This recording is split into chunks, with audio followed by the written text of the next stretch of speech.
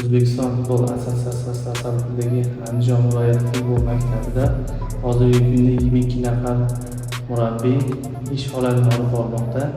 Ular U8, U10, U12, U14 hamda U16 yosh toifalarida 653 nafar yosh futbolchilarga futbol sir asrorlarini o'rgatib kelmoqda.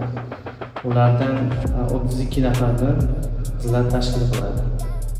Futbolchilarga sifatli mashg'ulotlar o'tish uchun futbol maktabida 105 ga 74 hajmdagi ikkita, 90 ga 60 hajmdagi sun'iy qoplamali futbol maydonlari mavjud. Futbol maktabining Andijon shahri, Andijon tumani, Asaka tumani hamda Xonobod shahrida futbol guruhlari mavjud.